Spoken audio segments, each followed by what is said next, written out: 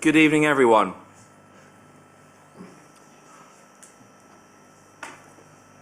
Welcome to another scintillating evening in Colchester Town Hall in the city of Colchester. We're here for the Scrutiny Panel tonight. Good to see members of the public here, and no doubt lots of people watching online. There are no practice evacuations planned for this evening, but if the alarm does sound, then please make your way calmly down the main staircase or the secondary staircase to the High Street, and then congregate around the car park behind the building in St Runwald Street. This meeting is being broadcast live over the internet and the council's YouTube channel. It will be available in the future.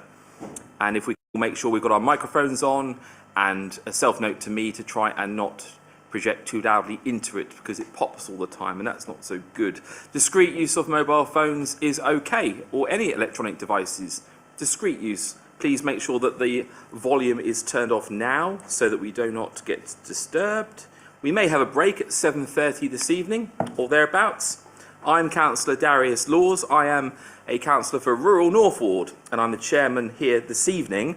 And starting over in the corner on my left, we will have introductions from everyone at the table, please.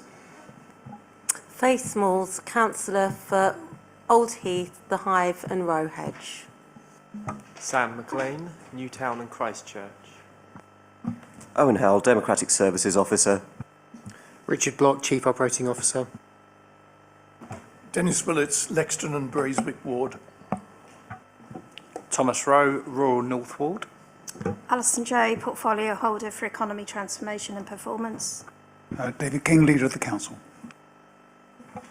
Thank you, everyone. Thank you, Leader. Nice to see you here this evening, especially, and obviously the portfolio holder here tonight to give us an update on her brief and go through some of the detail in the KPI report, etc. Okay, we have no substitutions. We do have, as ever, at peak times in Colchester, issues with congestion here, and so that might explain why Councillor Sam McCarthy and Councillor Tracy Arnold are not here yet. But we have had no apologies from them, so we live in hope that they can get their way through that congestion and join us as soon as possible. Okay, item 3, urgent items. There are none to report. Item 4, declarations of interest.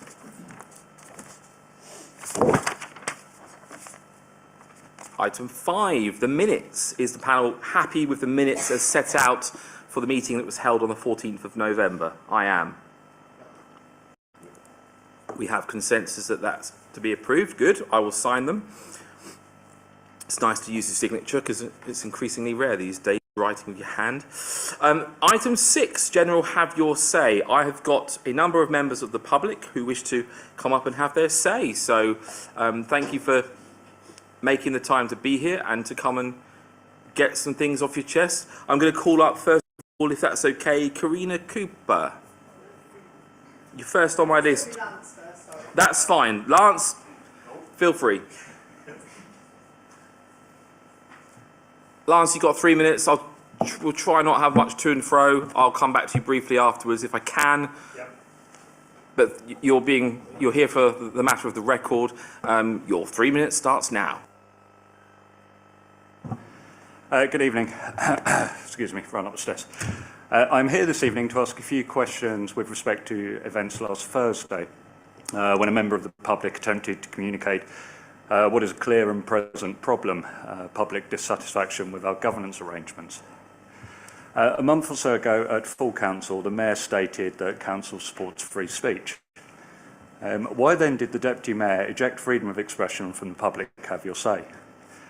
At the beginning of that meeting, the Deputy Mayor newly announced that the public may not say things that are scurrilous, vexatious, improper or otherwise. Since when are things that the hearer may find annoying, not to their liking, grounds for silencing? The Council's constitution makes no reference to these restrictions, only that the public must not be violent, abusive or threatening to councillors or officers, or wilfully harm property of the same. So who, and under what authority, Was the Deputy Mayor guided to insert these arbitrary rules? And who was it, and what reason did someone advise the Deputy Mayor to deny the gentleman the right to have his say on what are serious concerns that impact us all?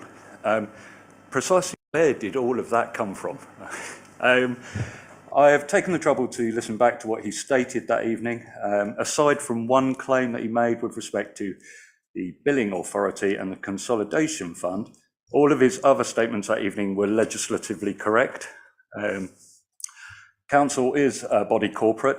The 1972 Local Authority Act asserts that they must be so. And in this respect, Council is no different from Tesco's or indeed any other body corporate. He asserted that Council demanded money. This is equally true legislatively. Council tax is a demand notice, as a bill would require a contract under the Bills of Exchange Act of 1882. Lastly, the Localism Act of 2011 clearly states that Council has power to do anything that individuals generally may do. Consequently, given that I may not demand money with menaces, then neither may Council. The gentleman was correct in his assertion, though he chose to rely upon the 1688 Bill of Rights, which, albeit substantially older, is both a perfectly legitimate and current legislative item upon which he may rely, as did Boris Johnson in 2019 in the Miller Cherry case, which he also correctly stated. At this point, he had his microphone turned off, and worse still, an unlawful attempt to eject him from the public gallery was made. Fortunately, the police were mindful of their obligation to keep the peace. Now, given the Council's obligation to act with transparency, the public need to know precisely why and under what authority the Deputy Mayor acted, as she did last Thursday, who she received that advice from, and the basis of that advice. The relationship between the people and those who seek to govern has become inverted. Mayor? Abusive even. When the public speak truth to power, it should be listened to and encouraged. How else are we to otherwise correct the problem that exists between us? Thank you. Thank you, Lance, for having your say. Is there anyone else?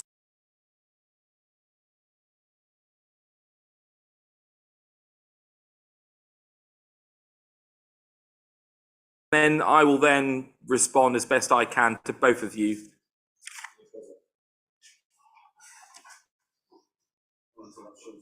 Okay, it's Brian, isn't it? Okay. I was also present at Thursday's meeting, and to be honest, I couldn't believe what I witnessed. A public office holder told a gentleman having his say he was vexatious, basically annoying, and then shut him down. So my question tonight is, what is the relationship between the council and the public? Exactly what authority does the council or any public office holder have over the members of the public? If you can't answer now, please provide a full, accurate and complete answer in writing to me. That's it. Brian, Lance, thank you for bringing this to this panel's attention. A number of us in this room were in attendance on Thursday. A number of us in this room probably saw most, if not all, of that incident. It was an unpleasant and unfortunate event to have happened. I think the general feeling was that it was an uncomfortable situation to have the meeting halted and then the police arriving when someone was essentially having their say. I think that's the feeling. Now, where it gets a bit delicate, and this is where I will give you an action point, I promise you, is the mayor is in charge of that meeting. And we have a sad situation where the current mayor is having some health treatment elsewhere, and so the deputy stepped in. First time meeting. Now, it's not an easy meeting to chair. You've got all 51 councillors there, lots of members of the public, the press, no doubt a few family members in the gallery watching as well. Lots of pressure. So what, you know, I can understand how the deputy mayor made the decision that she did, but I would like clarity on it as well. So what I'm going to do for you is I'm going to write to the chief executive of this authority and ask them to explain to me and to all councillors the rules as we understand them and why they are there and the interpretation of them. And we'll also reference with what the local government association might say in regard to the conduct of local authority meetings in public have your say sessions. So we've got some sort of understanding of what happens around the country, because I want to respect the mayor's authority in that room. Okay. Now you probably will tell me that they have no authority and that members of the public can say what they want, and maybe they can, but I will assure you, I will get in writing from the chief executive, who will share it with all councillors, and that will also then be useful for members of staff who work here, some of which have been here for a very long time, some of which not so, some of which are here on a casual basis to help with the functioning of the meeting. I think that's a fair thing that I can do. But obviously you're welcome to come back here and to keep having your say on this and any other matter. I personally love it when you come here and have your say. It's great. I might not agree with everything you say, but I agree with quite a lot of what you say. And that's the whole point, isn't it? You should be able to have your say. You can have a quick retort, yep. Thank you for that.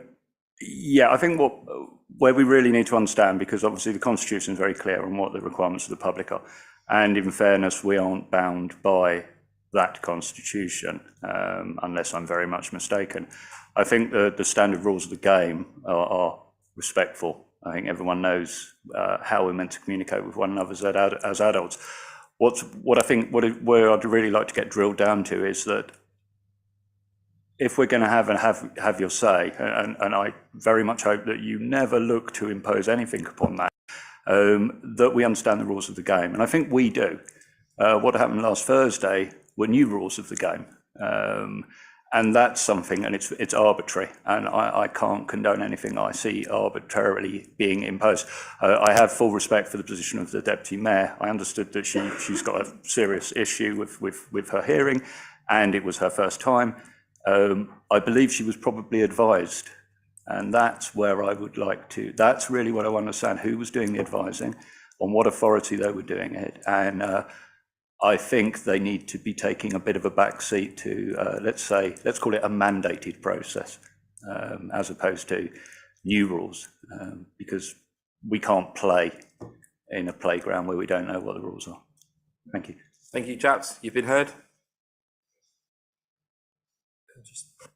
Could I just say something? Sure. Just to give commitment, from an office perspective, the Chief Executive will respond to that, and with the details of the procedure rules that covers the particular advice given to the Mayor, because they are really clear. Can I send this over? Afterwards, so because there are a series of questions in there. If you wish to email me, I will then make sure that is seen by the appropriate officer. And I usually start at the top because it then gets its way to the appropriate officer. Do you want to email that to me? Is that okay? Just because. Thank you. Okay, right. Who would like to come up next between Karina and Rachel? Is it just okay? It's Karina. Right. Come and have your Karina. Okay, you know how this works. You've got 3 minutes. I'll then say something and you can then say something again. Thank you. I have to be here again tonight because we still haven't received evidence for the lawfulness of the searches that occurred. My understanding is these searches aren't lawful, and despite having been here several times addressing this issue, we haven't had resolution to that. So I would like to have you chase up the actual legislation, the lawfulness, of the searches entering in a public building. I have mentioned this before, and I know some comeback from the person at the meeting then was about safety. Again, we don't reject the idea if there's any concerns of safety, but what I did notice last week is a two-tier system. Again, I was reassured that the councillors can be searched to come into meetings because we don't want a two-tier system, and yet what I have seen is that continue to happen where councillors are let into the meeting without being searched, the public are searched, and what they're looking for, as well as weapons and other dangerous things, is demonstration material. So that the fact that that's been mentioned tells me that, communication is part of the problem. I'm not sure why demonstration material is not allowed, but I am struggling to understand why it is taking so long. If there is not just opinion and there is legislation, it shouldn't take 2 or 3 months to respond to that. So that's the first thing. I still believe the search is unlawful. We've not received any evidence, and we would like the evidence on these searches, please. So that's one thing. The other thing is, I'm back again because despite Councillor King's reassurance that he would take a personal interest in a complaint, that lady has not received any communication. This has been in June, and we've been back 3 times to try and check this up. So when it comes to public accountability, what kind of time frame is it seemed reasonable? If there is evidence, provide it. That's really all I've got to say. I'm getting a little bit fed up of just getting the fob off. It has been months and months and months, and I'm really not sure we've had any satisfactory answers. So the 2 things are, provide evidence for the lawfulness of the searches, and could you please explain again why there is a 2-tier system in place for those searches? I do understand that there have been attacks to councillors, very regrettable, but I also understand that police have caused murders, and every individual coming into the room, if it is about safety, then everyone should be treated the same. That's all we request, is respectful treatment. Answer the complaint, provide evidence for the lawful searches, please, which don't appear to be. Thank you. Thank you, Karina. Okay, on the issue of the searches, I'm going to tuck this into that correspondence formally that I'm going to make to the Chief Executive as well for you. And just for the benefit of the record and clarity, I completely agree. We can't really have a 2-tier system, but I'm very happy to be searched by anyone, anytime. And I think that's a comforting thing, a bit like having a CCTV in a taxi. It's good for the driver and it's good for the passenger. So I'm fine with searches on a personal level, but I take your point and you want clarity around the lawfulness of it. I'm looking towards the leader to see if he wants to say anything about the specific complaint, or if he wishes to give us an assurance that he'll be able to do something about that. Hello, Karina. I'm sorry that it's taken so long. Simply put, to come back to you, I did take an interest in it. I did see some correspondence. Something should have come out to you. We'll make sure I follow this up in parallel after this meeting. And just to your point about your willingness to be searched, that doesn't go for account. You know, if they're unlawful, it shouldn't be happening. There's a lot of people who don't like to be touched, and it is a violation. And what right do councillors or a policy if it's unlawful? So please prioritise answering these questions for us. Thank you very much. Thanks, Karina. I believe that concludes members of the public having their say. And so we will move on. Item 7, decisions taken under special urgency provisions. There are no such decisions. Item 8, cabinet or portfolio holder decisions called in for review. I believe there are none.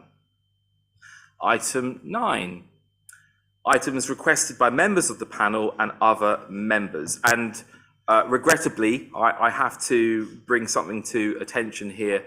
I don't intend to dwell on it for too long this evening, but it's something that has come up over the weekend, and I believe it is an urgent matter that we should all take an interest in, and that is the sad situation of the demise of a major part of the historic feature of the Mill Weir in Lower Castle Park, just by King's Meadows. It's a major thoroughfare.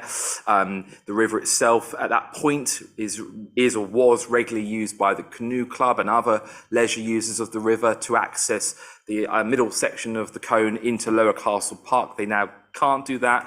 And obviously Lower Castle Park itself is a place where lots of events and functions happen. The cricket club's nearby. We need to get this resolved. Say we, and we're the riparian owner of the river, but obviously the Environment Agency and Essex Highways have also got a stake in this as well. I'm going to invite the leader just to give us a very, very, very brief update on what he understands about this, because I know that he has taken a very early interest in it, and then perhaps we can then agree that we will get a report to this panel so that we can understand that the complexity of the site. Is that fair? Leader, do you want to give us a brief update? I'm very happy to do so and share the concern that's evident. about such an important structure. Iconic, isn't it, in terms of a walkthrough? We will all know it well. It's something you're proud to take visitors or family or friends to. Mr. Block to your left and I have had some exchanges on this. I'll share what I understand, excuse me, glancing down. I'll be as specific as I can, and then I'll talk about some conversations and then what I think the next steps might be. So I heard just after you, I suspect, when the events started to happen, the background is it would appear the structure started to fail last week. River water was bypassing the gates under and through the brickwork, caused a significant scouring away. And of course, we're all aware, aren't we, of the recent force of water and the sheer volumes we've had in this last year or so. The result was a sudden drop in water levels on the cone. Recent heavy rainfall has accelerated the scouring effect, which caused the brickwork to collapse. The contractors already attended the site, that was last week, with our engineers, and Richard advised me to look at the options. So this is not that you could do much about this. If you look at the pace and force of water, it would take some time to address. But when we were aware, we had people on this and been working with colleagues and specialists. There was supposed to be a re-attending of this. I think that's tomorrow, Richard. Is that right? Yeah. We're in contact with the County Council. I'll get to the point of responsibility in a second. There's a collective agreement, no surprise, that the bridge over the river is at risk of potential collapse and has been closed accordingly to access, and the usual things apply. Some of you would have seen it in person, that signs are up and diversions are up and so on. The structures themselves remain are clearly at risk because of the damage so far and the force of the water. The remaining weir has been opened to relieve some of that pressure off the bridge, the reinforcing structure. Our engineers are talking to contractors and we'll be talking to county colleagues to work out what to do. That's the essence of it all. I think I want to make it plain how short the notice has been. Once we were aware of an issue, we had people collectively engaged to look at this. The point now is how fast can we respond, and actually what would that response be? This looks a significant piece of work, and the practical challenges are in winter, in full flow, are obvious, aren't they? We need to understand what the next steps are when we've got those, those skilled engineers with experience talking to each other to give us a view.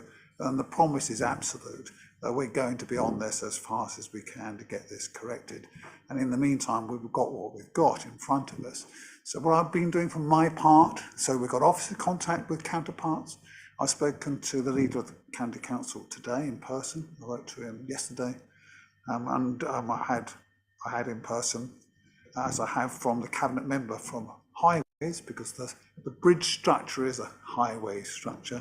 The weir has been passed to us, no dowry, I hasten to say, from the Environment Agency, who have, one could say, somewhat washed their hands of these matters. Must be a pun in there badly. There are some implications which we can't scope yet, because I understand that there is fibre optics and ducting going underneath the bridge. So, as I say, this really matters. But we're at the stage now, we can see the problem. We're ensuring safety for the public, and we're making sure that people understand the importance we place on this as something that reputationally and practically has to be addressed at pace. We will obviously let members know, between us officers and all the executive, as fast as we know what that next steps are. And this is one of those things where you act. You don't sit and suck your teeth and say, how do we put that in the capital programme? And we have to get this addressed at pace. Thanks. Thank you, Leader, for that comprehensive response. I can see some hands raising, so let's have Councillor Smalls. Thank you. I appreciate this has only just happened. Do we know any negative impact at this stage that might occur to the wildlife, or if anybody's looking into that? I'm thinking of obviously the obvious things like the swans, but they're reliant on I guess the things that live in the water. I don't know, so I'm wondering if there are experts looking at this. It's a great observation, and if Richard's got something to offer, ask, he does. But from my perspective, we're going to have to work through what those implications are, but it's all about what we can do about them. This is going to affect over time. The river levels the water flows, that will have some consequences. I don't know if Richard, you've got anything to add, if that's all right with you, Chair. If I may, Chair. Yeah, absolutely. So the initial sort of greatest concern is fish, to be fair, the fish health, because obviously as water levels change, dependent on the weir, it could potentially have an impact on those habitats. The Environment Agency, it's their area of specialism, fish health, and they are actually comfortable that the current situation isn't going to give rise to issues around fish health. The long-term solution will need to really consider the ecological impacts of whatever those solutions will be, and the Environment Agency will be key to that, as will other stakeholders. Councillor McLean. Thank you. Thank you, Chair.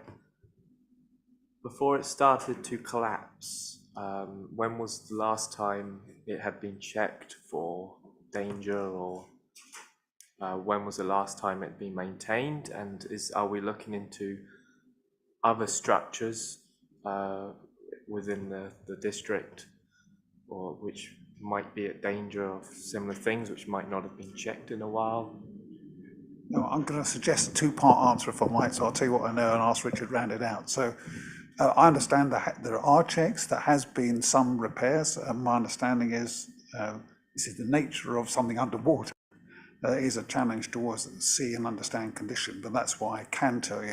If I go to the last few points and then go back to Richard, I think there is a wider issue for us as a council, and we've had a conversation about this. If we have assets, historic assets of any kind, we have to do it, in my view, and this is not to say that there is a fault here. We can see there isn't. I don't think there is, but I think we have to accept the wider point about the responsibility for historic assets. If we're going to hold, we have to ensure that we've got something that's self-evidently rigorous enough. Over years, I think more widely, we've taken some choices as a council, and it's kind of a cross-party thing to deal with the issues that are most evident. We've got to look after our history and our heritage as well. So, but that's, I don't think, is the issue here.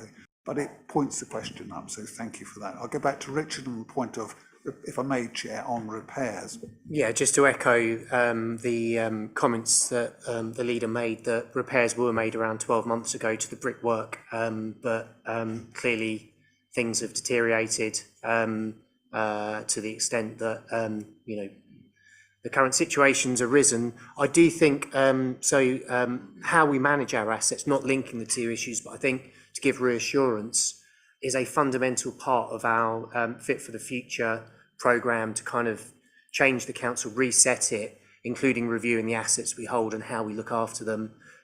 More to follow for members on that as part of that programme coming forward. Thanks.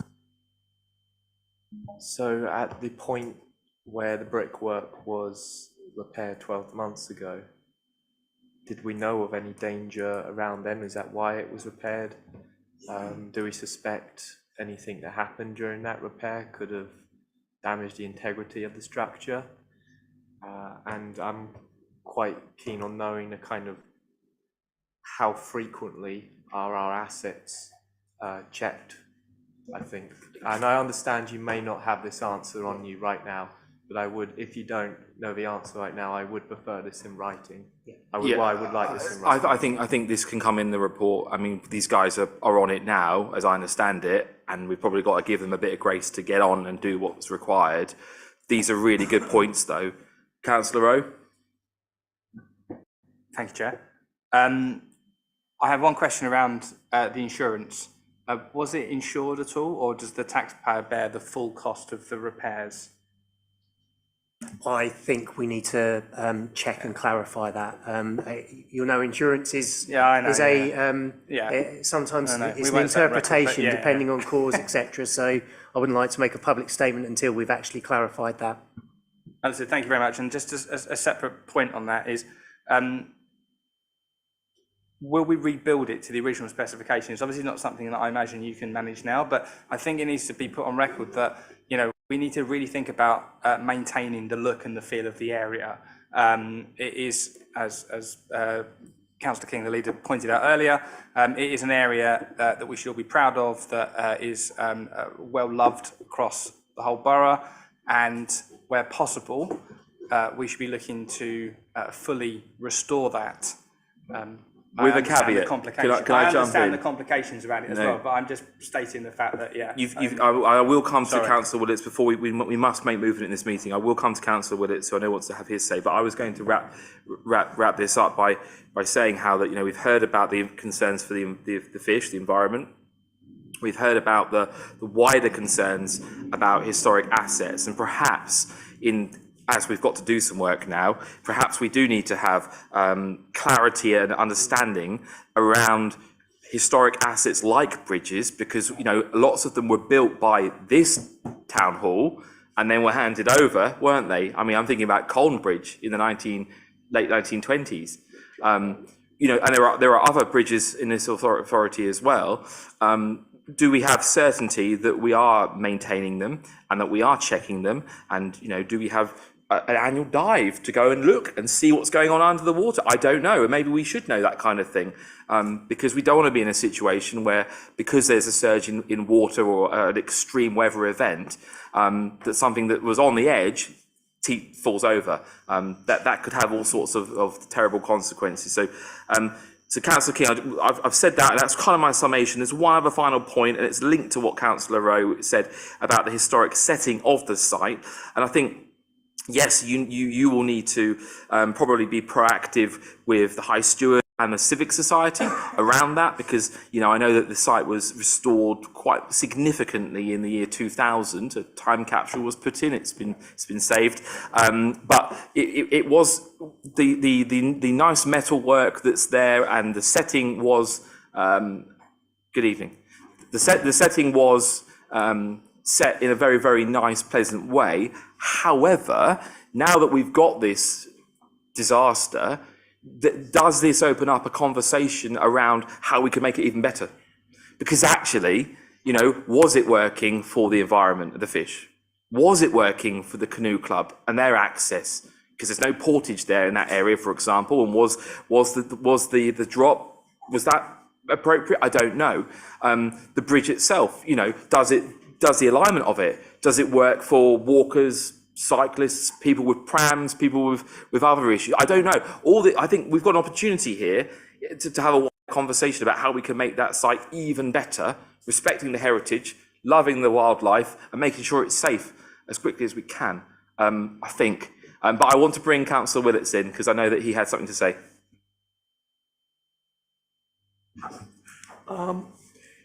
I fully support this as a work item, which is the issue that we're discussing, whether we want it on the agenda or not, whether we go out and solve the problem around the table now. But I think there's the specific issue that we're looking at, the mill, and also, as has been raised, the wider issue of the register of our assets, particularly the historic assets, such as the Moot Hall Booth and so on, which need to come under proper control, if it is the council's wish that we hang on to these assets. Unfortunately, Chairman, I take a slightly different view on the overall management of this site than clearly my colleagues around the table. Blocks of concrete which change the level of rivers are not a natural feature. Buttresses that are put up for mill walls are not a natural feature. They were a man-made feature to serve a particular commercial purpose at some time in the past. Putting blocks of concrete across the floodplain and raising the level of the water might be great for the fish, might be great for the canoeists, not great for the people of West Burgolt and 8 Ash Green, who find that the road linking them is flooded on a more regular basis because downstream weirs have been put in which has artificially raised the natural level of the floodplain before man interceded.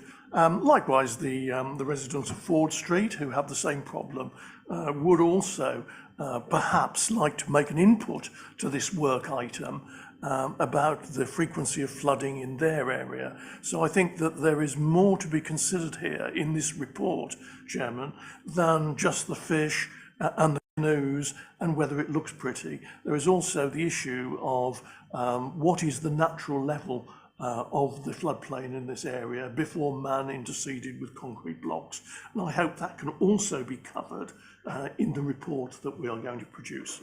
Councillor Willis, I think that is a superb point, actually. So yes, sorry officers who will be writing this report when we get there, but I think that does need to be acknowledged. It's more than just the middle section of the river, it's the upper section of the river. Is that right? Yeah. Okay. All right. Thanks, everyone. I mean, I know that we had a little bit of a chat around it, but for the benefit, Councillor Arnold, we were talking about Mill Weir and the sad demise of it, but there's an opportunity to look at things again. We've asked for a report to come here at some stage. So, Mr. Chairman, for clarity, so that will be a report that we added to the work programme to update on the progress and the matters that we've just got down there. Okay, yeah, we can take it away.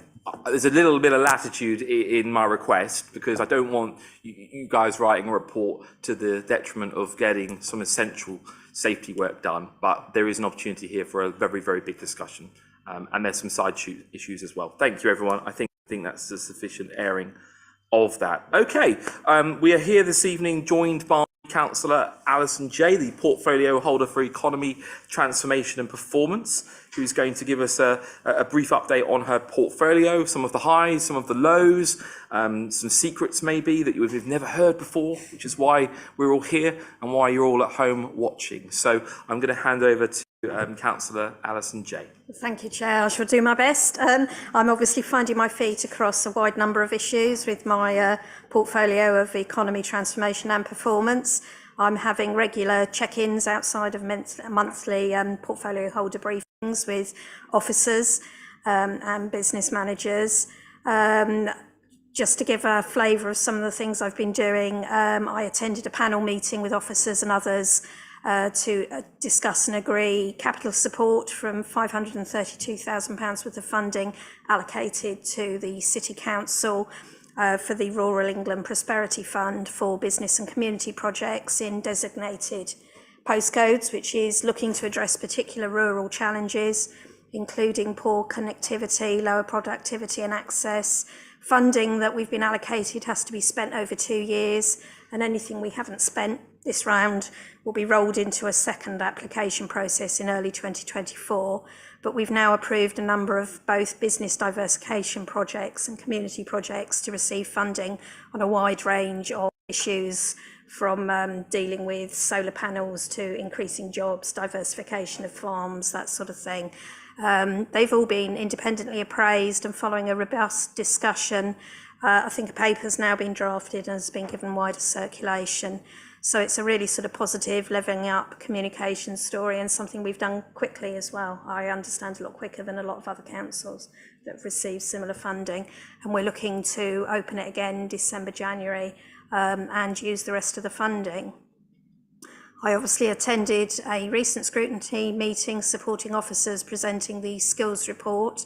I'm on the North Essex Economics Board, attending regular meetings in Chelmsford with people from across Essex on economy matters. We have received excellent presentations from BID, Colbia, Colchester Institute, and which I think I found really interesting. What we are now focusing on, I think Councillor Willits requested that we looked at sort of measuring and tracking, and that's something that I'm discussing with officers at the moment to see what we can do, particularly finding a way of presenting soft successes as well as those that are sort of KPI driven and have numbers attached to them. Management information, we're obviously aware of a recent issue with a data extract where there was some mismerged data. So we had some wrong information in the wrong place. I've met with Sam Preston and Chris Hartgrove just to get an understanding of where our data sources are, who's responsible for the extraction, the reconciliation, how it feeds into the statutory management report. So I'm quite confident that this was just a data extract issue and a report issue, rather than anything integral to the accounts, which it's all coded, picked out, reconciled, so that is part of the section 151 process. Tomorrow I'm going to meet the contact and support manager and some of the contact centre leaders at Rowan House just to understand how the contact centres operate and the sort of pressures they're under at the moment due to a very high workflow, changes in the way that the work's coming to them. So rather than people emailing or picking up the phone, they're emailing and looking at different ways of working. I've also had an excellent meeting with Melissa Kemp-Salt on IT transformation, discussing how mature the City Council are in terms of our IT infrastructure, which I understand is good compared with others, and we have excellent developer expertise that some of our partners lack. So we're sharing services and discussing just what the priorities are as she settles into the new shared services role with Epping. They are going to need some capital allocation, and their primary focus at the moment is updating our website, making it more user-friendly so that it perhaps takes some of the load off the contact centres as well, so that people can easily find the information they're looking for and send requests rather than picking up the phone or turning up at Rowan House, which still happens to a certain extent, and dealing with the customer service platforms, making sure that they're fit for purpose going forward. So that's a bit of an overview of what I've been doing, if anybody's got any particular questions. Before we get into some of the detail in these reports, is there anything that anyone would like to request? I've got one, which is if you found yourself in a pub with a stranger and they said, Alison, the gender's not relevant, Councillor Willis. You're in a pub and someone says, so tell me about what you do and what you're really proud of. What have you done that's made you think, wow, recently? So I think what I've been doing so far is trying to understand the way we operate and who's responsible for what and where I need to ask questions. I think some of the stuff that I'm most proud of at the moment is probably the KPI stuff we're coming through, where I think we've made really good improvements in the way we're presenting data, understanding the data, where it now leads us. One of my next things looking at the benchmarking is actually looking at those that are benchmarked ahead of us, and actually I think you'll see from the data that we're doing pretty well compared to others, but is actually drilling down into, well, if we're slightly underperforming on something, if we're below the median, how can we push that forward? So I think that's probably at the moment where I am. Councillor Rowe? Chair, on that point, I don't know if you want me to mention it now or... Yeah, we'll go for it now? Okay, cool. So on that point, around the KPIs, and I think in the last time that we discussed this, I spoke about stretch targets from the KPI perspective, and in the data which I've looked at, I understand that you have benchmarked against a collection of councils that are similar. I think we discussed previously that it would be really good to decide who was the best performing council out of the entire country, add those in there as a particular council that we should strive to sort of to be like ultimately. You know, we should always aim for the best each time. And I understand sort of from a politics perspective that, you know, we're always a little bit wary of that, but from a pushing Colchester forward perspective, I really think we shouldn't be worried about, you know, looking bad, looking like we're not doing as well as another council, and we should be striving to understand why are they so much better than us, or, you know, they might not be. We might be the best council, who knows, right? But until we see that data, we don't know. So if you can see who those councils are, why are they doing better than us, and what can we do to emulate that?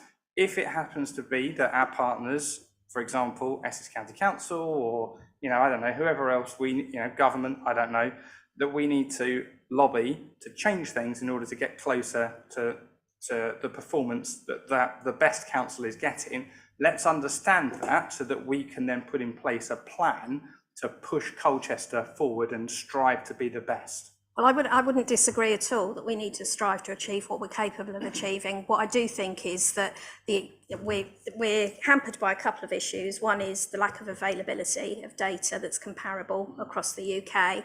What we have got is what CIPFA have said to us are our nearest neighbours, and I think that's what we need to be focusing on. So it's councils that are similar to us, operate in similar ways, similar resident structure, so we're going to get the best data from that.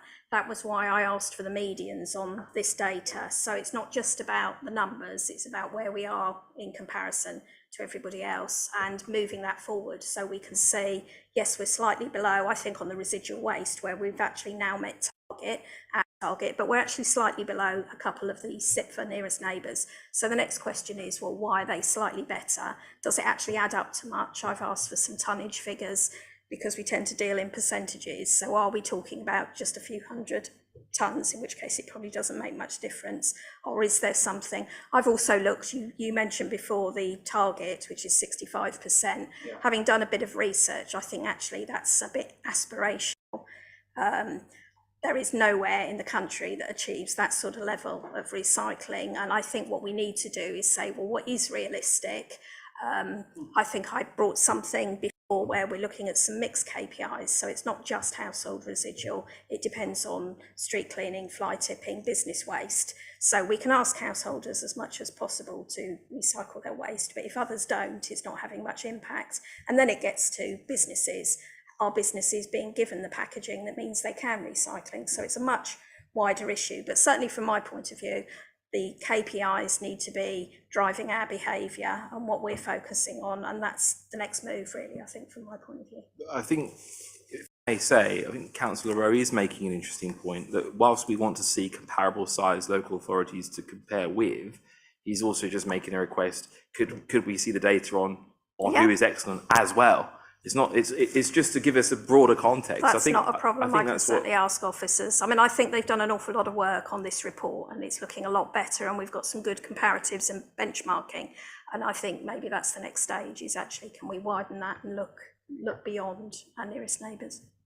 Can I make one point, Jess? Yeah. So yeah, I agree. It is looking much better. I think to Darius's point, I completely agree. I think he sums it up very well. It's just, I suppose, the way that we've grouped it, we're looking at similar councils that do similar processes. Maybe, as you say, we need to widen that remit a bit and have a look at other councils that do things in other ways and decide, could we possibly change the way that we do things in order to improve ourselves in the future? Okay, I think that's what I'm getting. Yeah, I can push that forward. Yeah. Leader. Thank you. I just wanted to say I really welcome the conversation, and it sounded exactly right to me. Alison, I expect Alison to be there, but Thomas, that was absolutely helpful. But I think the thing we try to be frank here, don't we? We've got to acknowledge that given the enormous financial pressure every council's under, including us, there is a second order, but equivalent question to ask ourselves, not just how are we against the median and the best, but it's also cost effectiveness and consequence of investments to be better. I think our start point is let's be the best, but actually the circumstances we're in, we're going to increasingly have to not only think, can we do it better, but also what's the cost implications of the ways in which we work. It's that transformation piece. So I don't like the word much, but it is true. If we can find deep-rooted, sometimes investment-driven ways of delivering services in a better way, that might be right. But other than that, we will have to weigh really carefully the consequences of improving performance. Yeah, no, I completely agree. And I think it's excellent to hear you say that it should be cost driven. I always agree with that. And I think there's an excellent point that we should push forward. And I think, going back to our point around looking up the accounts might be an interesting way for us to be able to help on that point. Colleagues, we are going to move on very shortly to Appendix A and look at those KPIs, but before I do so, Councillor Willits. Thank you, Chairman. Reading your list of responsibilities, point 6 is to examine and review the councillor's customer service performance, etc., and to champion the customer's point of view And 7 is in a similar vein, ensuring that there's improved consultation and communication between the council and its customers. One of the things we're particularly bad at consulting the customers, I'm not quite sure what the definition of customer is, raises in tax, where I think we give very scant regard to the customer's reaction to increasing tax. And if we want to discuss them, if we want a champion of the customer's point of view, surely it should cover all aspects of our operations. And at a time when there's a cost of living crisis, our customers may well have a view on whether council tax should be increased.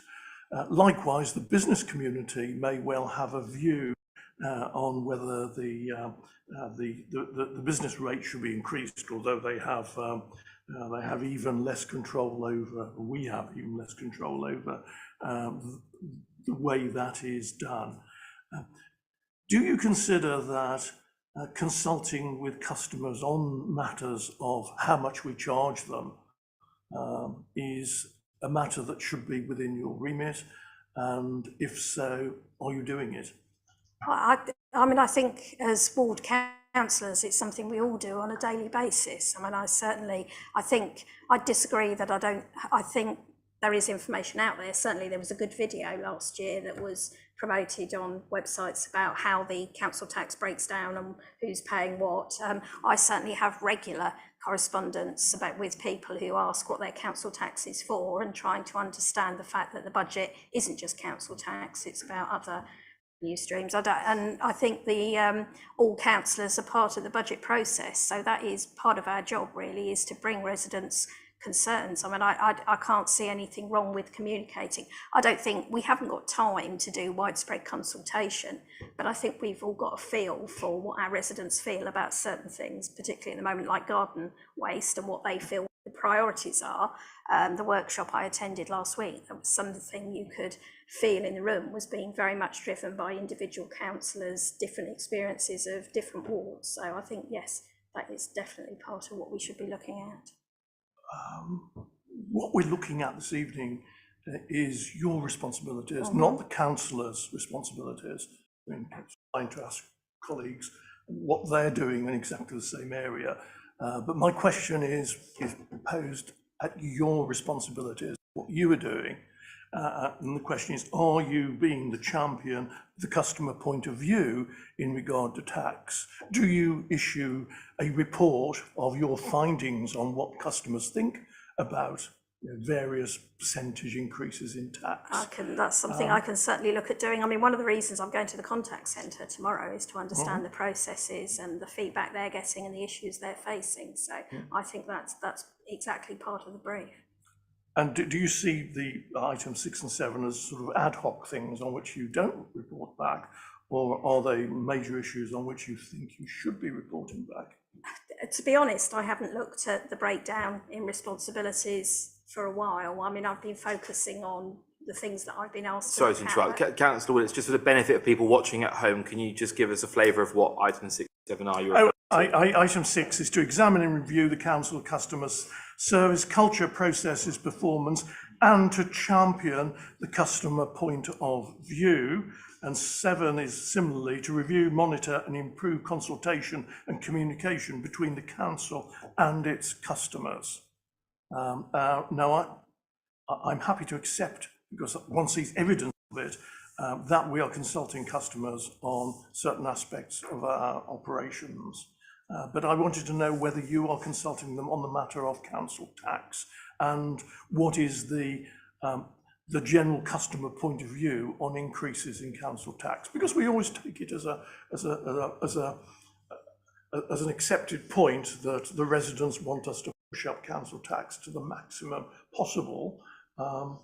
But I don't know of any study that we've carried out, and it would seem to fall exactly into your bailiwick as part of your defined responsibilities. That's certainly something I can talk to officers about and report back on, yes, if that's what you're asking. Can I help a little bit by, and Mr. Block has a really better idea than I do of this, but the annual cycle requires us collectively.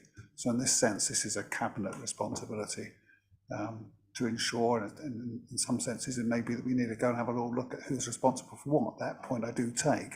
But the cycle does require us, and we have in-the-year consultation methods like residents panel and so on. We do have formal consultations, as you probably know, Dennis, with businesses and as I understand it, with the public when it comes to the cycle of setting license rates and council tax.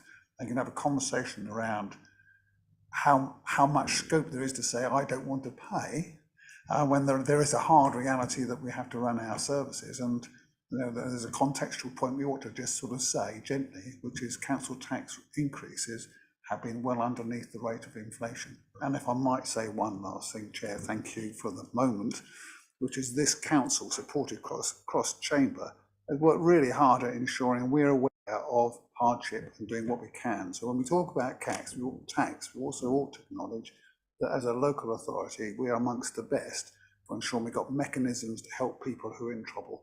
You know, that is worth our attention, actually. If we talk about consultations, put it in context, help and support that has in the last year, I think it's probably some thousands of people who have had help one way or another, including financial help, to ensure they can pay their bills, keep a home, and actually, yes, pay their council tax. And we have got local council tax support, which again, across the chamber, widespread support for that as something that eases some of the burden of taxation. So I think when we look at the style and approach, that helps form a conversation around the consultation principle. Thanks. Okay, thank you for that. I think formally we'll move on to the half-year performance key indicators, so item 11. I want to make sure this is a positive and upbeat meeting, so I will state that from the outset and apologise because we are going to look at some items in red. And it may appear that we're being negative and sad because we lament the colour red, but we have to do it and we have to have a chat around it. So unless anyone has a contrary view, what I wonder is, should we look at just the red items on there? We can acknowledge the green and say, well done, but the red are something that probably we need an airing to. And there's 7 items on the first appendix, and then we'll move on. But I see Councillor. Thank you. I sort of have an issue with the way the report has presented the information. It's all I see is the performance of as it is now. I think I'd quite like to see it presented over several years. I think longitudinal might be the word I'm looking for, but I'm not I don't know. Thank you.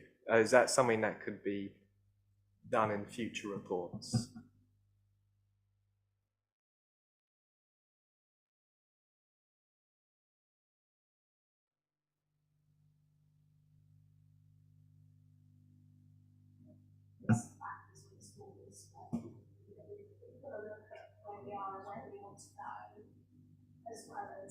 Yeah.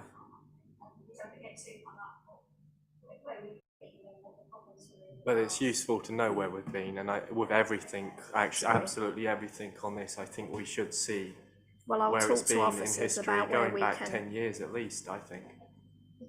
On some items, for sure, you couldn't you, theoretically, on some items. It's a fair request if it can be looked at. So what was the word you used? I would say all items, What, but yeah. longitudinal? Longitudinal, I think. Yeah. Yeah. Okay. All right. I learned that word yesterday. Is everyone okay if we go through some of the red items and have a little brief? So kicking us off then is the rent collection. We're expecting 98%. It looks like we're at 95.7%, and we've got a supporting narrative there that alludes to the possible reason why this is happening. But I'm not quite clear on the universal credit point. Councillor Willits, you raised your hand, so over to you. Only that I was even less clear than you, Chairman, on what it means. Clearly there seems to be some structural issues with with getting the rent in when it's paid as part of universal credit, but I don't really understand the process. And I think it would be jolly useful if members of the panel could receive a briefing note on the model that is used to collect rent from those who are in receipt of universal credit, and why it is that that the money comes in late, whether it's a function of universal credit that it comes in late, or whether there are any other decisions associated with the choice of time of payment, or the choice not to make payment by those who are in receipt of this particular benefit. Thank you, Councillor Willits. Councillor Jay. You know, I'm happy with that. It's a question I've actually raised. Is my understanding and knowing people with universal tax credit is it is assessed monthly, and sometimes there's delays and changes, which means that they don't always have the money to pay the rent. So I think that builds in delays, and I think what they're saying is the arrears, this aspect of people paying after they should do, is why the figures are down. And they're saying because there's 2 weeks in which everybody's credit is paid. I'm trying to think what they say, 2 rent-free weeks, it'll pay catch up towards year end, but I'm quite happy to get more information on that. I don't think Councillor Willis is looking for an extensive report. He just wants a briefing just note. an explanation, yeah, no, that's fine. Fair. Councillor Smalls. Yeah, just on, just on rent arrears, and I've just sort of I was thinking of a situation which hopefully doesn't often occur. So if somebody, for whatever reason, whether they're on benefits or not on benefits, they can't pay their rent, and then they get to the point they're going to be evicted, I'm assuming if they couldn't pay their rent to us, there's an issue. Would if they then, on the day of eviction, were homeless, would we then be responsible for them? Because then potentially we could be paying even more in, I don't know, bed and breakfast or hotel accommodation. I just wonder, it sounds quite harsh putting it like that, but I just wonder what would happen in that case. Can I just sort of say, my understanding is, right, go back to the earlier conversation about how we try to help people through. I would expect that, and I understand it's the norm, that our support team, our economic discretion, there's a specific reference here to discretionary housing payment. I think that's one of the means by which our small but brilliant small team, we come here before to talk about what they do, look at the individual cases and look at the whole person. You know, everything from, are your benefits coming through on time? Are you getting have you got the right entitlements? If you're looking for work, are we helping you? All the things that help a person get through, including, must be case by case judgment, whether or not financial support would help that person stay at a home.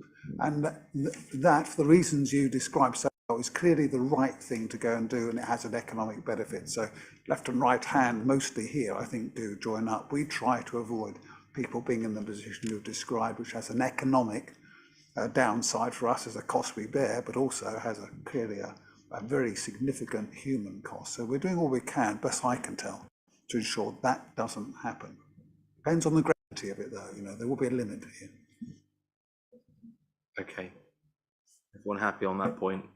Thank you. All right.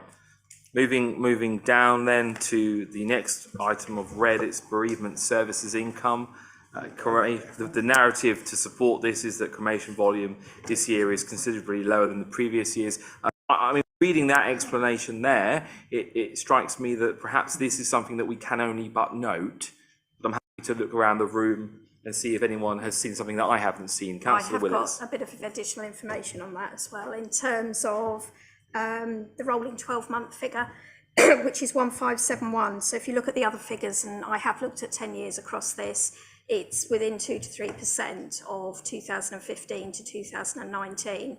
So what the difference here has been is obviously in 2021, 22, for various reasons, there was an increase in figures. That's now slightly down this year, as you would probably expect. A lot of people that we might have expected to pass away this year passed away in the last 2 or 3 years, so the number of cremations. I have asked if there's any other factors, like people having natural burials outside of Colchester. That's not the issue, it is just a drop in the figures, and I've asked today and been told that by year end they're looking at a reduction of about 200,000 on the budget. I think personally perhaps the budget was a bit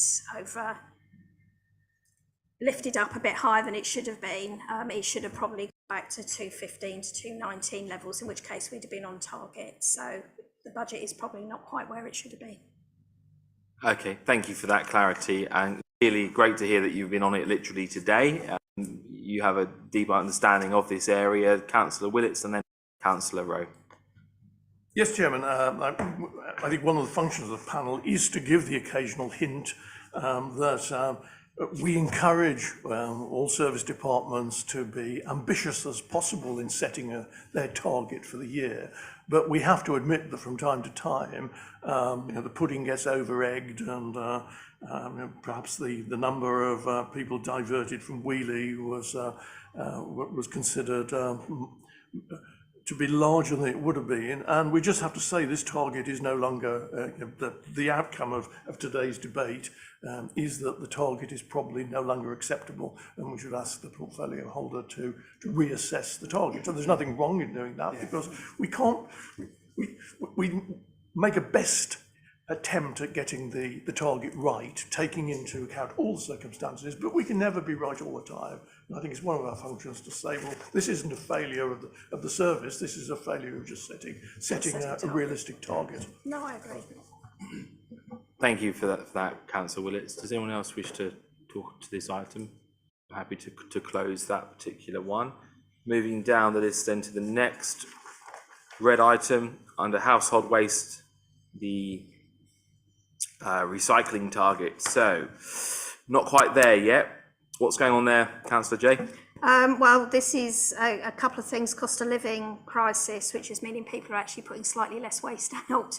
So in terms of balance, there's less going to landfill, so there's less being recycled, because it's what I've asked for are the tonnage, just have a look at the difference, but because of garden waste, they're focused on garden waste at the moment, they haven't been able to come up with those figures, but that again is a KPI that I want to try and bottom out really, and see, whether, I mean, obviously again in terms of the target, but when you look at it, the difference between 52.38 and 53, I think, is probably fairly minimal. Just a cheeky one from me. I mean, in your role here as a member of cabinet, I mean, is cabinet talking to other local authorities who may have a view on, some kind of pressure on some of the supply chains that create this waste? I mean, have we ever, for example, been part of a collective letter to supermarkets asking for more starch-based packaging rather than plastic? Is this something that we might be interested in considering? Because I'm looking at this figure quite regularly. It's doddering around this mark, isn't it? And it would be really quite great, considering that it was only 20 years ago in my kitchen, I just had a carrier bag for my residual waste, and now it's a massive band here, isn't it? Certainly some of the research I've done which is when I was looking at the target, is it's going to be difficult to push it up any higher. One of the things that does help is having more wheelie bins and commingling, so people tend to, because they're not having to separate into glass and tin and plastics and just throw everything in, then those rates go up. But not up to 65%. But I certainly think one of the issues, because this KPI includes business waste, is looking at what the issues are with the business waste. And that will be a combination of probably not recycling, because it all just gets thrown in together, and what they're actually dealing with. And I certainly think there's something we could do. Okay, I saw Councillor Rowe and then I see Councillor Smalls. Thank you, Chair. Yeah, so on this point, I think it's fantastic that you're looking at what we can do to improve the rate and taking a more realistic view around the long-term 65%, which I've often said is a bit of a pie in the sky idea. If we've got no, and I sort of said to the portfolio holder at the time, if we've got no plan as to how we get to that 65, it sort of seems a pointless objective. I would welcome bringing it down to a lower level, but then having a real deep dive into what, as a council, can we do to encourage those recycling rates to increase. And I think you've mentioned already, wheelie bins, commingling, right? It doesn't matter what the suggestions are. I think the council needs to provide a list of suggestions which then form a real strategy that we can use and agree on to go forward, because that sort of needs to be, agreed cross-party effectively. It's something that's very important to Colchester and residents, and probably one of the most important things that we as a council do is collect people's bins and recycling. To the point that's in, which I think you've already touched on already, around the cost of living. I would appreciate to see the tonnage, as you've already requested, which is good, because that was one of my points. I sort of, in my mind, if there's a cost of living crisis and people have less to throw out, surely they've more time to look to recycle things. So, do you know what I mean? Yeah, no, I'm not. I don't think it's to do with because the 100% figure, the residuals. So the residuals down because people are buying less, so there's less going. And I did actually think about it on the car on the way here. I thought, actually, if I know that what the 46% figure is in tonnage, which we do, I could probably work out what the 53.8, what the difference is between. That's just not figures I've got to hand at the moment. Yeah, okay, cool. As I say, I have asked the heads of great. service for that sort of detail, so that but yeah, I totally agree that the next stage for us is understanding how we can push it forward. There obviously is an Essex-wide waste strategy review going on, and we now have details from the government about what they're looking for, and there is a waste strategy review going on here, so that'll all be part of that process. And one last point, sort of forgive me at this point a little bit, but around the garden waste tax, and the fact that we note in the report that people are suffering from the cost of living crisis, but are then looking to impose a tax on collecting garden waste. Does seem a bit at odds. I can say that the figures at the moment are looking above budget, so I think there will be full details in January, but from what I've seen is the number of subscriptions and the income is above what we were expecting at this point, so it would suggest, and there's obviously factors, it may well slow down, but at the moment it looks like we're where we should be. Okay, Councillor Smalls, you had your hand up. Yeah, I've got to try and get my head around this.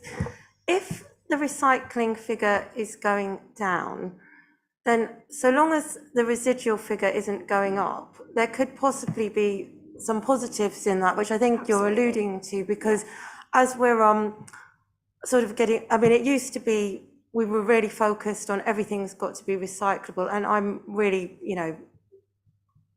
strongly support recycling everything we can. But I think we're now moving towards more reusable and having a lot less packaging, and we know some manufacturers are doing that already. When I go to the supermarket now, I don't always have a little plastic bag to put my apples in and things like that. And so we are as things progress to it's not just about recycling, it's about just using less, having less in total. And I think that's probably what we're beginning to see the start of, is the cost of living crisis. People are being more mindful about what they're doing. Yes. And certainly reusing and reducing and reusing are having more of an impact. The recycling, as you say, is going down because the landfill is going down as well. So there's actually less rubbish. Yeah. Which means there's less to So I think the recycle. danger, when the alarm should ring, is if the residual's going up and the recycling's going down, but how we can completely, I Which don't is know. why I think the tonnage figures will give us that, because we'll understand what the total is. But this is the way, that say LA informed me, this is the way they register that. So you get a percentage on one hand and a tonnage figure on the other. So they're not actually geared up to provide that figure at the moment, but it's something I'm looking into. Mr. Block. Thank you. Obviously, it's been well rehearsed that this council is currently reviewing the waste strategy, and that will be fundamental to keep in mind this desire for enhanced recycling when you're thinking about the options that come forward, because there will be choices that will increase recycling that members will be able to consider and make. There's one other kind of national change that will probably be a real game changer. It talks to the chair's point around suppliers, and it's producer responsibility obligation. So effectively, suppliers who package goods and sell them effectively will be responsible for the costs of processing recycling. We're still not completely clear about the flow of money through to local authorities. That's to be clarified, but the certainty is that producers will be charged. So there will be an incentive, a financial incentive for those suppliers to kind of reduce the packaging effectively, which will obviously help. Thanks. Okay, thank you for everyone's contributions on that item. I think we can move on. I might lump these together because it's quite a collective conversation around a major aspect of what we do through our arm's length organisation that is Colchester Borough Homes. But we do have, sadly, some red items here, and they are kind of interrelated, aren't they? I was particularly sad to see the turnaround time, which should be around, well, the target was 28 days for a vacant property. It's now 42. I recognise that you're benchmarking that with the median relet time of 67 days. I guess, is that the nationwide figure, or is that the figure against the authorities that we compare ourselves with? But for me, that's wild. 67 days is wild. 42 days is wild. I actually think 28 days is wild. I've been personally in my life in a situation where I've rented multiple times, multiple contexts, and I've been a homeowner on a few occasions. And I've been in a situation where on the day that I've been moving in, they've been moving out. And now that isn't ideal, because of how do you ensure that the tenancy is auditable in terms of is it handed over clean and immaculate in order? I've literally walked into accommodation and they've been walking out. That's the private sector. Now, we are not the private sector, but the loss of income in here, and more worryingly, the amount of people that we've got in urgent temporary accommodation, which is why there's a connection to it, I'm troubled by this. And I just like to understand operationally why this is happening. You know, if we have an asset register, we know when someone's not had a new kitchen for 10 years or when they have. Are we doing, or rather, are inspections being done in advance of the end of a tenancy, so that we have a sense that, well, gosh, this one's going to be complex, Gov, we're going to need to be all hands to the deck on this one, or actually, no, this one isn't? You know, are we in a mad situation where we are just waiting for a couple of door handles? You know, what is the reason behind this? Sorry to be negative, Councillor Jay. It's a combination of a couple of things that I understand. Is that when you're a lot of properties, there's a lot more extensive work than they're anticipating. So when somebody moves out, it needs a major amount of work and it's taking a lot longer. And some of it is the repair, getting hold of parts. And I mean, I personally know in Highwoods people that have been waiting for tap repairs for weeks because the plumbers or whoever the contractors are we're using just can't get the parts in. Again, I've had a resident this week with a broken boiler that's gone on 2 to 3 weeks for exactly what she's been told that's the reason. So I think that is part of the problem, but I think it's not ideal. Yeah, as you say, the turnover is important. And when we've got people waiting on the list, and I've re-clarified today the point that Councillor Smalls raised before, which is whether that number's staying static. So it's increasing steadily. I think it's gone up from 317 to 319. It doesn't sound a lot, but there's a lot more churn in the lower. It's these 3 to 4 bedroomed houses. And now we've got 11 more units. Hopefully we'll see some shifting on that. But one of the big problems is the amount of work that's needing to be done on some of the properties when they're being left and relet. Okay. I mean, we did recently have the Institute come here and explain that, you know, they couldn't have any more people being trained up over on that site in terms of plumbing and construction activities. I'd really want us to find a way of improving on these figures. I'm going to go open it up now. Councillor Smalls. Sorry, because I was really concerned by this figure. If there's a lot of properties that have got more that needs doing than people expected, then at some point that would be expected. It would be factored in. That's what I don't, because I'm not sure, you know, because I think you're using, you're outsourcing some of the stuff, or are you to do the properties up? Yes, yeah, it's been subcontracted. But I'm just wondering if I don't want to disparage them, but if the company you're using, that's something they're using as an excuse oh, there was more to do than we expected. But that can't be every time, you know, if that's happening a lot, then at some point, that's what you expect. I don't know if I've put that correctly. No, I know, but- no. Yeah. I mean, I think we should cut through this. You put it, Darius, exactly right. When we're in a crisis, which we are, a housing crisis, despite our deep respect for all CBH are doing, because that crisis affects the whole of the organisation, and the strains and stresses which we do know are out there in the supply chain in terms of materials, sometimes less so now, I think, but certainly in terms of skilled staff, are a real problem that they have to manage like everybody else. Nonetheless, the heart of it all is, for me, is, as you put it, is about that forward planning, which says when we know there's going to be a change, to what extent, open question, can we anticipate that? And can we put a premium on occupation and a home over in effect condition? And I think there's something to be looked at there. And for my part, I'm very happy to take this up with Colchester Borough Homes offline. Really appreciate that. And it might be actually everything that is being done is being done. But we don't know, do we? You know, I mean, my grandfather was a surveyor, and I learned a few tricks from him. And for me, you know, if you're coming to an end of a tenancy, do we understand, are people going in there 6 weeks before the end and just doing a quick eyeball on it? Because if they're doing that and they can then spot something, think that's going to be a problem, we're going to have to order that window or that door or the boiler's on the blink and we've only just found out about it.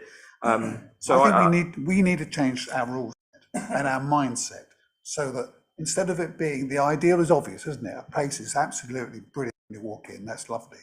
But if the consequences down through the chain are that half a dozen extra families are in temporary accommodation, then that's not acceptable. So we need to look at the art of the possible. Let's change the expectation of new tenants and new arrivals, and let's look at the organisation in terms of its expectation of itself, in terms of its readiness. We put that together, we'll save some misery down the line. Yeah, and I've had a conversation with a housing portfolio holder who, for him, it's the repairs and the customer satisfaction, which goes with the repairs, that he's focused on at the moment. Councillor. I appreciate you saying that, Councillor King, because my question was going to be around what Councillor Jay said earlier around waiting on things like, you know, inconsequential things like, well, seemingly inconsequential things like taps in certain places, right? Ultimately, I'm sure that we have legislation in place that says it has to be, everything has to be perfect. However, let's look at that, let's review that, and let's see how we can, what would you rather be? Would you rather be stuck in a bed and breakfast, all in one room, or would you rather be in, in a council house that doesn't have one particular tap? I know where I'd rather be, and I'm sure the residents and our customers will be in the same situation. So I really think we need to review that and start to think about what well-meaning legislation and guidelines we have in place in order to reduce this down from 40 odd days or whatever it is down to something much, much faster. Thank you. Okay, I think we're all on the same page on this one. I think what might be a way forward, as the offer has been there from the leader to personally take this up, and perhaps if you can formally, when you have something, write to me if you like, and I can share with the panel, but something that we can really understand what is happening here and how we can actually see some improvements. Because we've got people, haven't we? And it's been said before, let's do it again. We've got people living in temporary accommodation right now whose cooking facility is a kettle. And this is not where we want to be in 2023, is it? And there are children involved in some of these temporary accommodation scenarios. It's heartbreaking when you hear and read about it. I'm sure many of us do through our proactive councillor duties. So I'm grateful for the offer, leader, that you'll look into it as an urgent matter, because it's about people and it's also about our assets as well.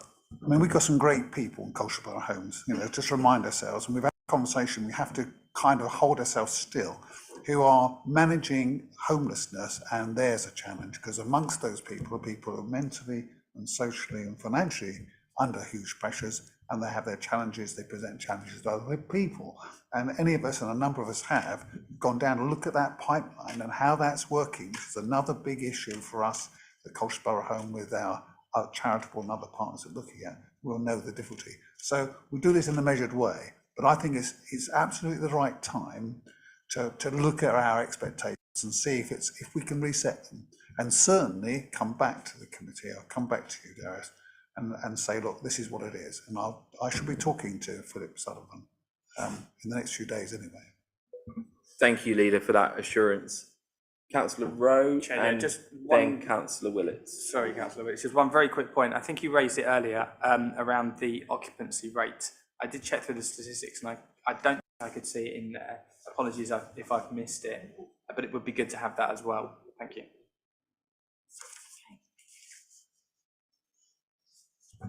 Mr. Chairman, my question is on the monitoring number of households in temporary accommodation. Clearly, our first duty is to actually provide service and get them out of temporary accommodation as quickly as possible, rather than debating the statistics and what the statistics mean.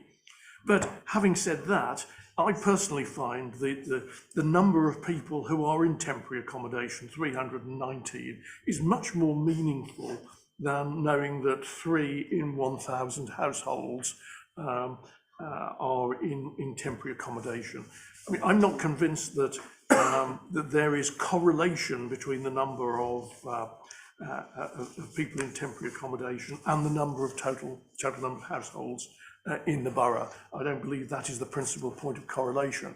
Already mentioned in the text, the number is significantly affected by the number of asylum seekers. It might be more affected by the number of people or the number of council houses we have, or the number of evictions from private tenancies.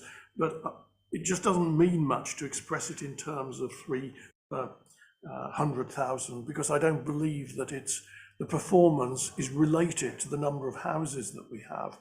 The number of people in temporary accommodation and the improvements that we're making by bringing that number down does not really rest with the number of households. If we have a good year and add an extra 910 or 1230 under the new local plan, add the extra houses to the total houses in the borough, it may be that the number of people in temporary accommodation as a percentage comes down, whereas in fact we've not actually improved the lot at all. So I feel, purely from the point of view of mathematical correlation, there is a better way of expressing this than per 100,000, if only just quoting the number of people who are in temporary accommodation. The number of people is in the narrative. I think it does, at the moment, it does correlate because you've got landlords moving out to the market. So that's the point. I think there's pressure on the number of homes available, which is why the number is remaining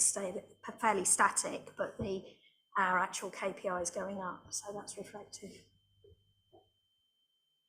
Just if I may, Chair, just to give clarity on the reason why it's expressed as a ratio, I kind of, to set an indicative target of a benchmark, you kind of need to know that proportionality.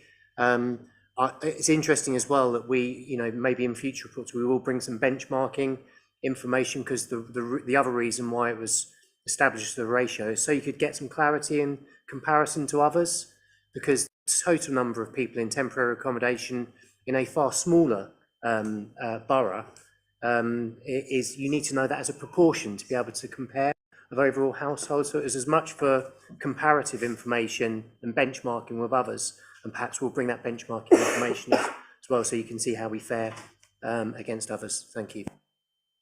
I still don't understand what the principal correlation is. It may be mathematically convenient to express it in 100,000 households, but it's not addressing the principal causes of the temporary accommodation.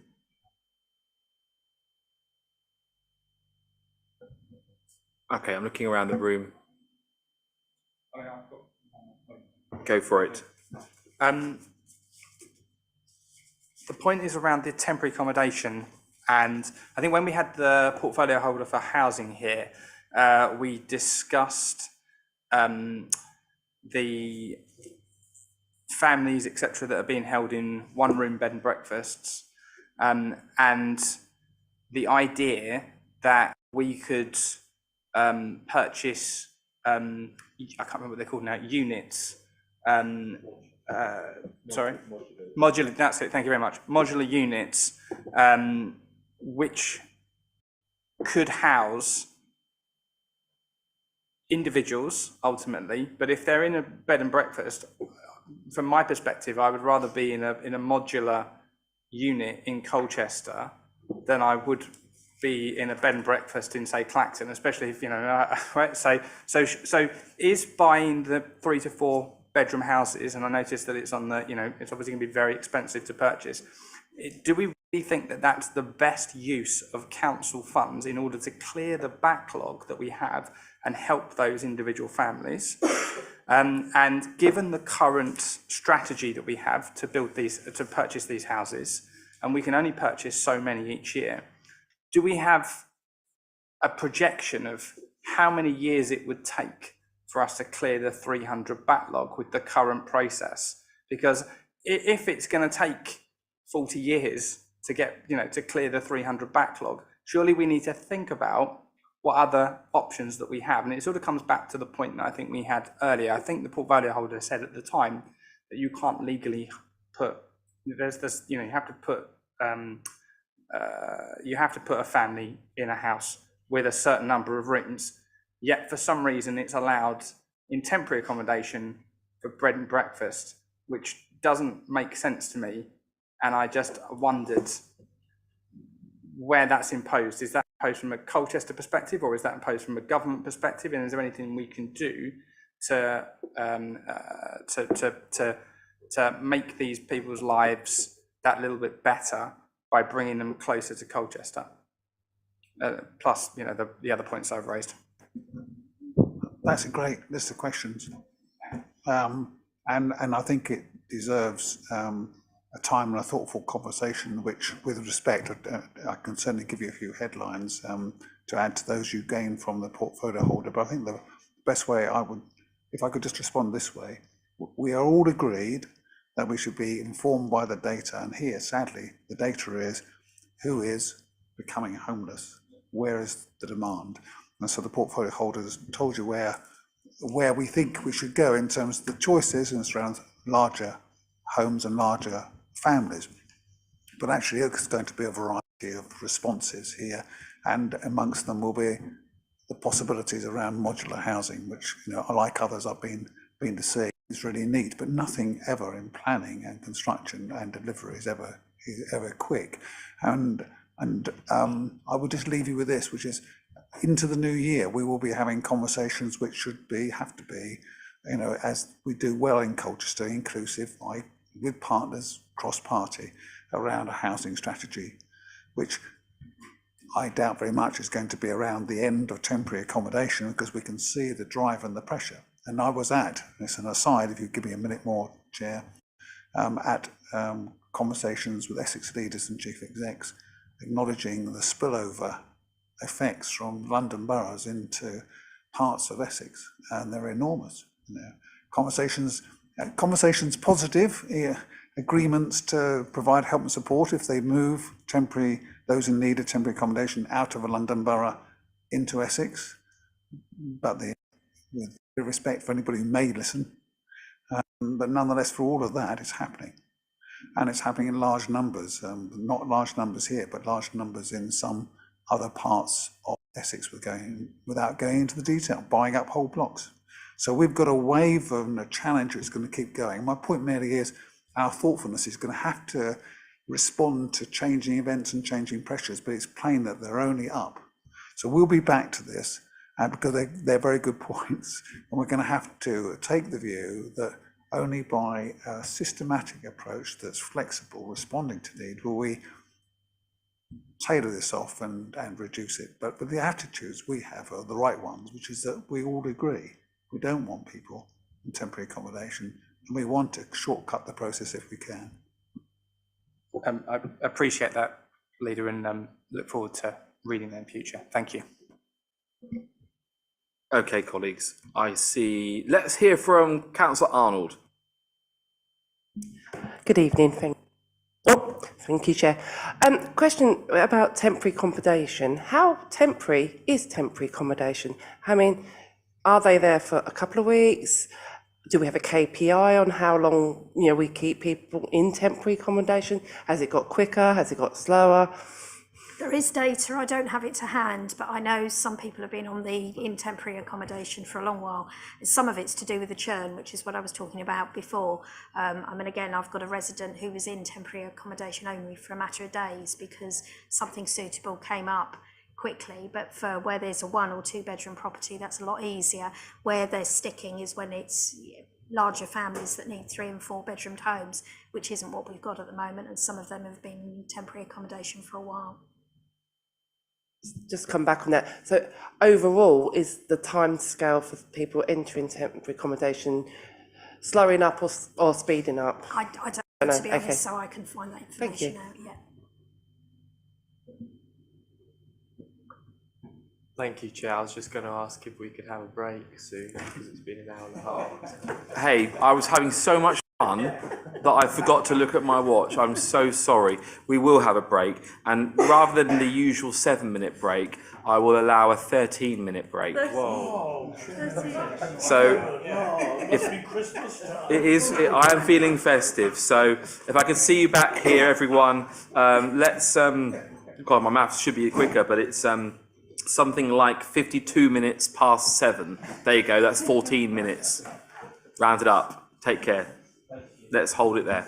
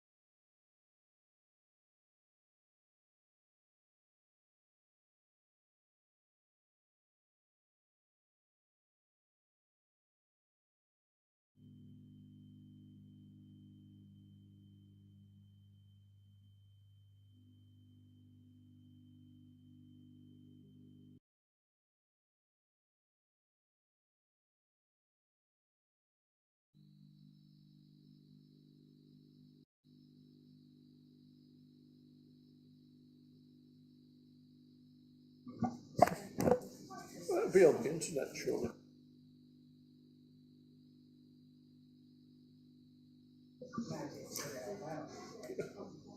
Okay, guys, we're coming around to part 2 of our evening out. Out. And we've had our 13-minute break, so if everyone's happy, we'll convene and crack on.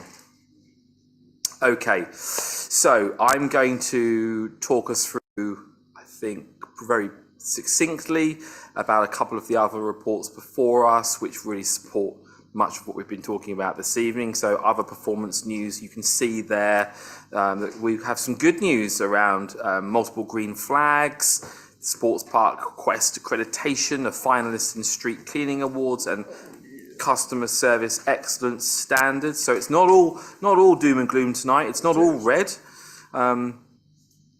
We have also got the item where we can see the benchmarking, and I think Councillor Rowe has already had his point noted that yes, we like looking at comparable sized authorities, but we would also, if in the ideal world, if possible, like to see them a couple of examples of extremely good or the best in field. I think it's a fair request in the long run. And you can see in there, can't you, also on the housing benefit front, that compared to some of the comparable authorities, our turnaround time on that one is really good. So there is some good news tonight, although we did talk a lot about housing in a slightly negative context. Okay, and I will move on to the final appendix here. I'm not going to go through every red item. I'm going to ask the room if there's anything on there that you would wish to go through and to ask of the portfolio holder, the leader, or our senior officer here today. I'm not going to. I could do, but I'm not going to. Does anyone wish to go through anything looking around the room?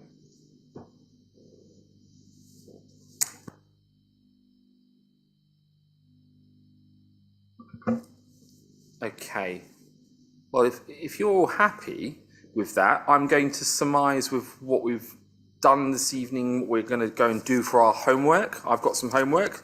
So first of all, I will be writing to the Chief Executive's office around the, I guess it's the town hall procedures. So there's a specific point of order here for a member of the public around the searching, clarity on that. That is a hangover item, but I don't think formally asked for clarity from the Chief Executive on this one, so I'll be doing that. I'll also be asking for clarity around the management of the public within public meetings, and specifically referencing what happened last Thursday, where for a variety of reasons, it would appear that a member of the public had his right to have his say curtailed. We all respect the mayor, but I think we all would like clarity on perhaps the demarcation lines there and the interpretation of words such as vexatious. I think it's a fair thing that's been requested tonight, so I'll go away and do that. I note here that the leader is very kindly going to be personally taking on this matter of Mill Weir, and he has heard from the heritage enthusiast in me around the historic setting.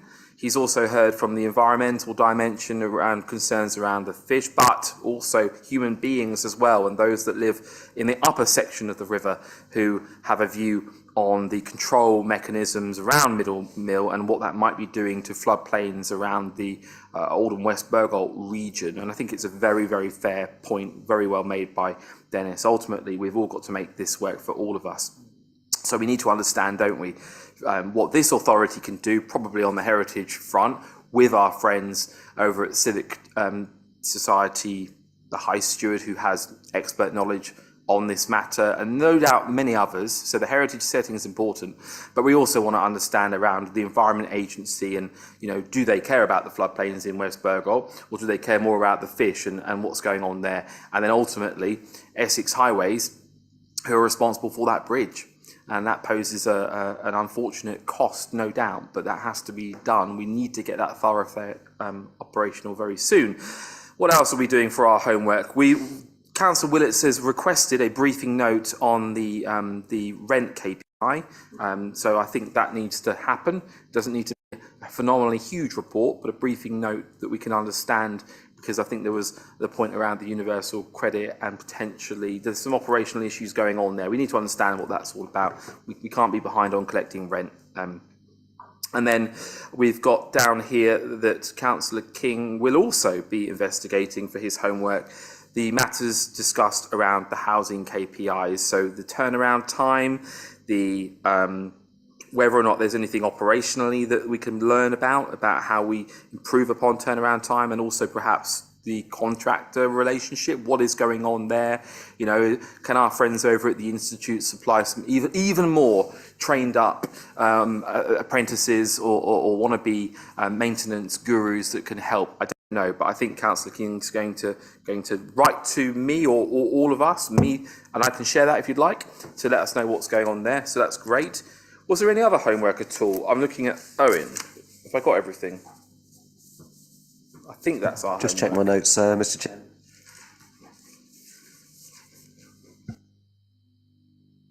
While you're checking your notes, Councillor Rowe.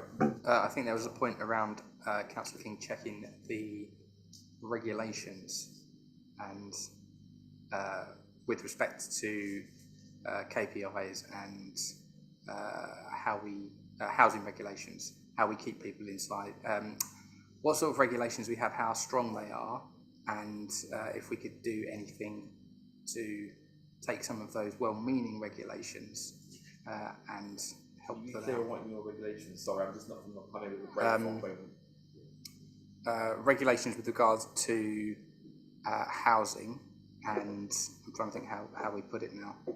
Okay, well, are you referencing the modular part of accommodation? Yeah, part of. But there was also a point when we were discussing. Oh dear. If I can help, I think it related to the issue of voids and turning them around quickly and bringing them up to a particular standard with items such as taps, etc. Yeah, that's so it. I think it could be picked up. I've got that. That's it's wrapped into that whole point. Can we do this differently? Can we change the expectation or the standard? That's how I'm going to frame it, Thomas, if that's all right. Thanks. Sorry, Councillor Rowe. We got there. That's really good. Okay. Well, look, it's been a thoroughly enjoyable evening, so much so that I forgot to give us a break.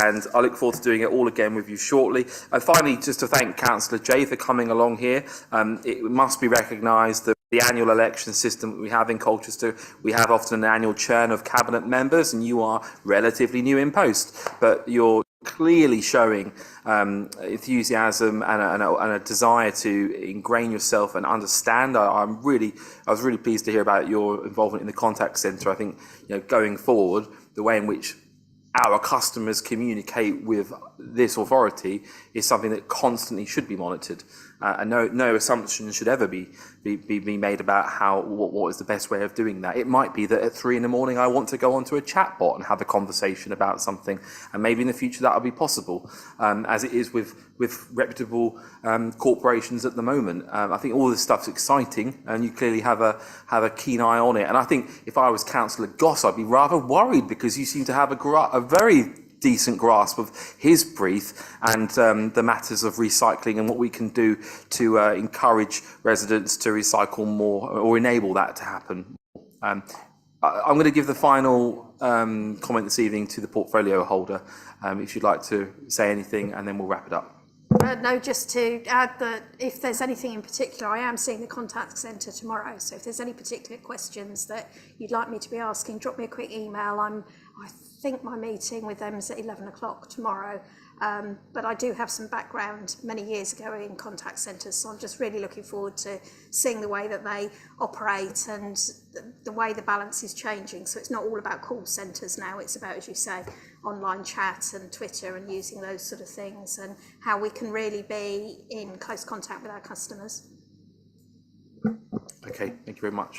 I'm going to conclude the meeting. Sorry, work programme. I always do this, don't I? work programme. Sorry, Owen. You'll be glad to know I have nothing to add to the report there, so it's just for noting. Subject to the additional, we'll look for an appropriate time for the item on Middle Mill to get a report back. Lovely. I therefore conclude the meeting. Thank you.